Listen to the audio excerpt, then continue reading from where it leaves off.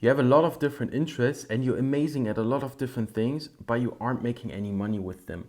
And you end up working some job that you don't feel any meaning with and you don't have a strong connection to, or you feel purpose with it, just because you can't really take your skills and your interests and start packaging them up and start generating an income with them. And you feel like something is wrong with me because you see so many other people do it, but you just can't. Something is blocking you. And I felt the exact same way. I had so many different interests and I couldn't make any money with them in the beginning. And I felt like something is wrong with me. But I figured out there isn't anything wrong with me. I was just doing the wrong things. I was approaching some things the wrong way. And I ended up building a seven-figure business. I traveled to over 40 countries and I generated an income with stuff that I'm actually interested and passionate about and where I feel meaning with. And let's take a look and analyze this actually. So back in the day, when I was in the beginning of my 20s, I was interested in a lot of different things and I was all over the place. Okay. So I started an Amazon FBA business. That was kind of the first business I started. It wasn't successful at all, but I was really into fitness at the time and we started selling these protein shakers. At the same time, I started a YouTube channel where I was putting out vlogs. I think I uploaded like 70-ish, 60, 70-ish vlogs where I really put in time and I edit them till like 3 a.m. in the morning. But again, no income generated with that. The DJing as well, that was a little bit before this, but really interested in it. Didn't make any money. I had some gigs, but they weren't paid. I tried dropshipping as well, which didn't generate an income. And then I started my agency, which first didn't make money. Later, it started making six figures. And I'm going into the turning points because I figured out what I was doing wrong there and what I changed in order to actually make this my full-time income, okay, as a freelancer. And the number one thing in those times is I was just way too distracted. Again, I was all over the place. The moment I had an idea, I was pretty much already pursuing it. I saw things online. I was constantly excited by something else. If I had an impulse, I was immediately going after it. And again, if a friend came to me with an idea or someone hyped me up or I saw some cool YouTube videos, I saw like so many people traveling online and I was like, I want to do this. Then some friend came, hey, let's do this, let's do it. And I was just all over the place and I couldn't control my emotions. I had no ability to see clearly in my mind and I was just stuck in my mind. And that was a big problem because it didn't allow me to actually get anything done because I was just jumping around and my mind was pretty much like this. That was like pretty much a accurate description of it. And the second reason was these things, they didn't really mean anything to me. They had no real meaning. They had no reasoning behind this, no purpose. Pretty much all my reasoning at the time when someone would ask me why I want to do this was just like, oh, I saw this guy online, it looked really cool, I felt really excited by it, or a friend told me it sounded really cool, someone is making money with this. That was my logic back then, which is absolutely not good and didn't make any sense. So there was no meaning and purpose behind it, as I just said. The third thing is, every time I started things like this, like the YouTube channel, I went all in.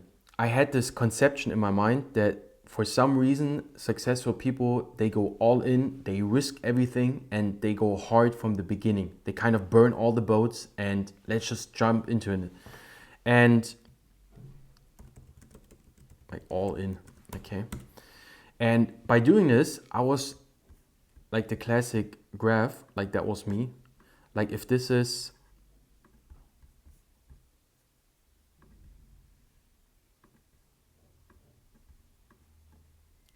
time and this is my energy, then I was going like this, okay? But oftentimes it didn't take long for it to go like this. And then even more down because you start to feel guilty because you're not doing this anymore and ashamed and shitty. And There was a main issue there. There was a main issue there because, again, with the YouTube stuff, I was editing like till 3 a.m. in the morning, getting these videos done and doing crazy things in order to get views and stuff like this. And that was the wrong approach. And the last thing I found out is a big issue: self-belief. In those days, I didn't really believe that I can be a DJ. I saw other people do it, but I didn't believe that I can do it. Same thing with the YouTube. I saw other cool people. I mean, I did believe in it as far as that I can do it, but not as much that I can do it for a long time. Same with the Amazon FBA. Like they seemed so far out of reach that I just couldn't imagine myself doing them and actually being successful with them and starting to make money with them. And at the time, I just dreamed of making 10K so I can travel the world and live freely and have my laptop where I can just open up and I have freedom and I can just travel and make money online. 10K, cool. That was the goal. But none of these were doing it. None of them. And now let's analyze what I actually did do in order to make this happen, because I did achieve this and I actually got my agency or freelance business up to like 20K per month, and I was able to travel to like 40 countries. I was doing all the stuff. There's some pictures of me doing like some video shoots and some marketing campaigns.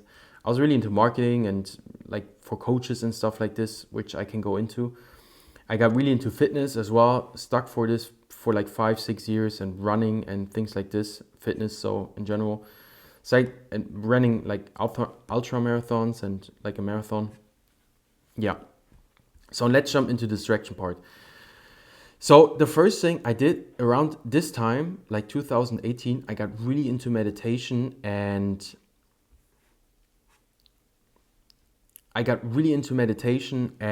journaling.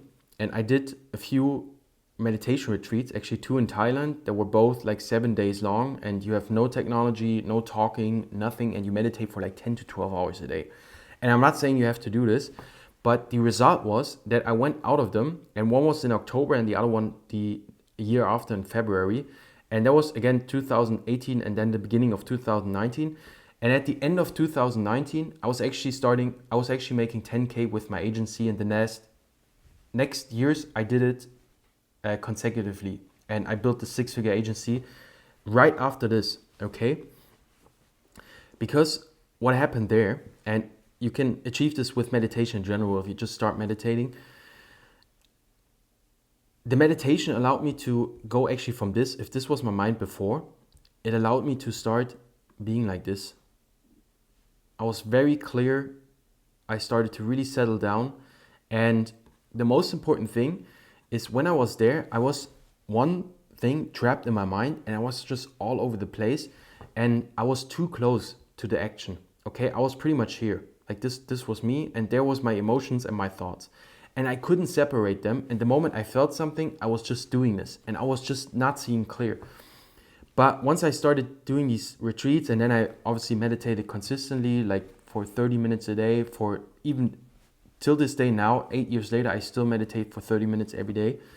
And this allowed me to just see clear.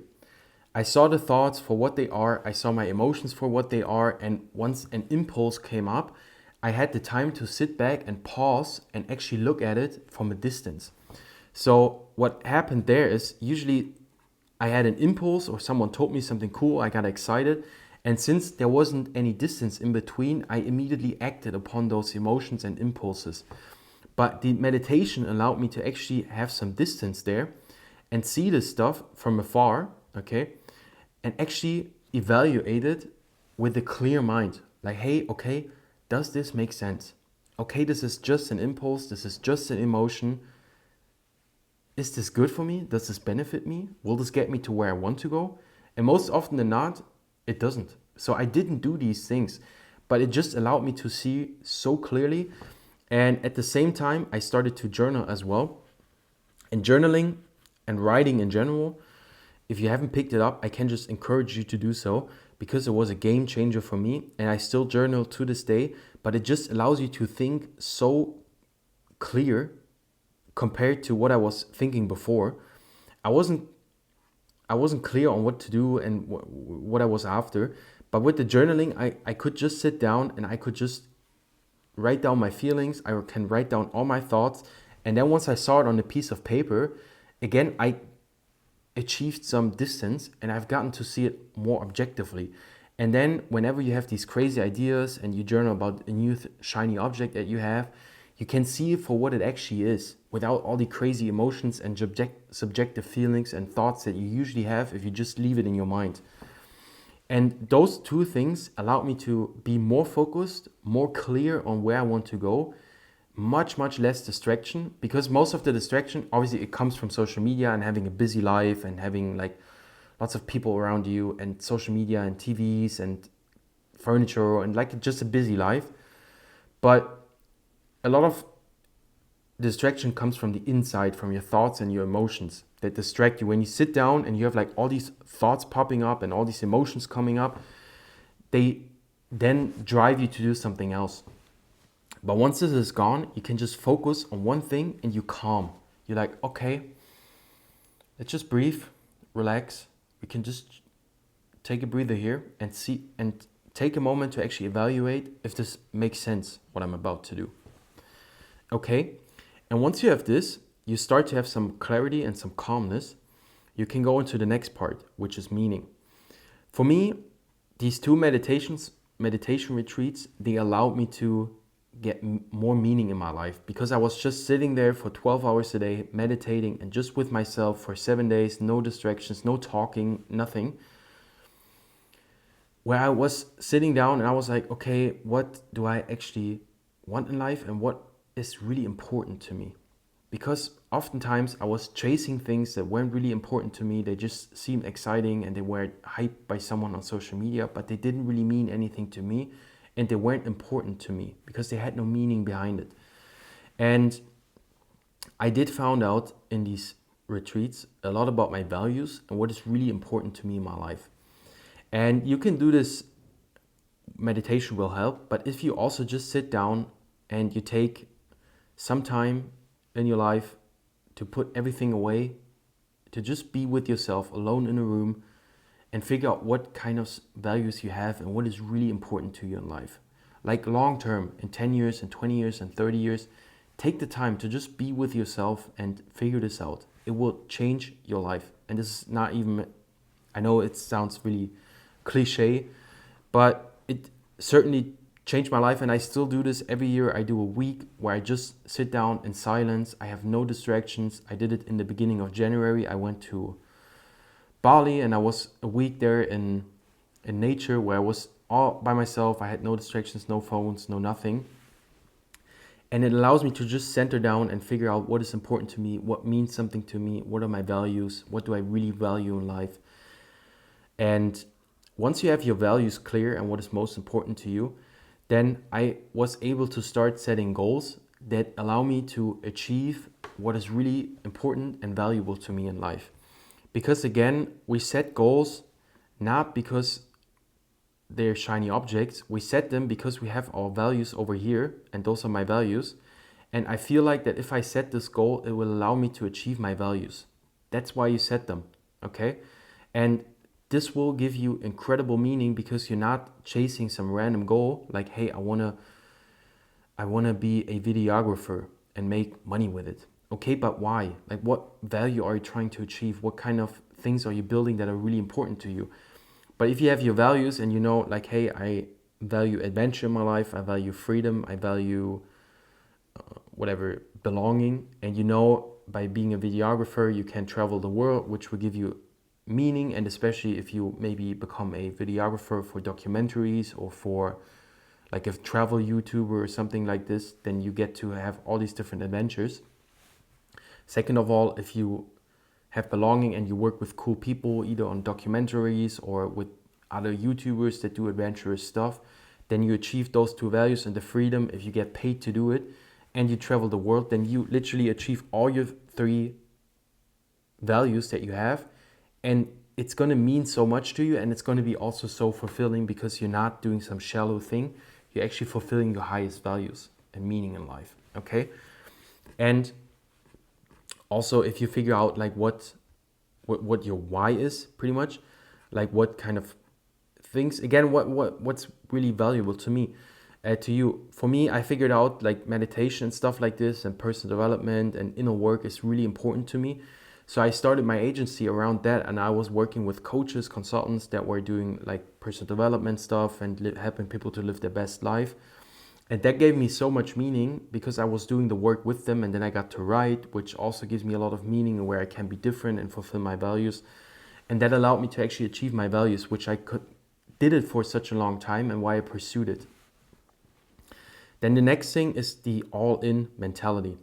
So most people, again, or most multi-potential lights, they go in like this. They go really, really hard in the beginning, all in, like nothing else. I just need to focus on this and go hard, and then they crash. But the much better approach is to actually go as slow as possible, and then to just ramp it up really slowly over time. Like I see a lot of people with this idea like, oh, let's just do it for 3 months and go really, really hard, and then suddenly life will be changed. It's usually not like this. Like those things take time. But if you start super small, for example, even with the agency, I started super small. In the beginning, I know I needed to do outreach in order to get clients. I didn't like to do it, but I still know I had to do it in order to get the result I really want. And I started super small. I did like 1 outreach a day, and super easy. I was just copying, pasting like 1 message on Facebook Messenger back in the day. And over time it ramped up, and then I started doing more and more and more, and I started posting on my wall and Facebook and calls and all these different things, even cold calls. But it started with me sending out 1 copy paste message on Facebook to 1 business. That's it. But over time it started and it ramps up. So you actually want to do it the other way around. You want to start as small as possible and then slowly ramp it up, because it will allow you to build habits that stick for a very long time. And the last thing is the self-belief. And this obviously is just what worked for me. Do your own research. But what worked for me is affirmations and stuff like this, they do work, but I have some mixed feelings about them. What did work is to actually set really small goals, and it really ties into this thing as well. Setting really small goals and then proving to myself that I can do them. So for example, if I say to myself like, hey, I'm just going to reach out to 1 business a day, every day for the next 30 days, and you do it.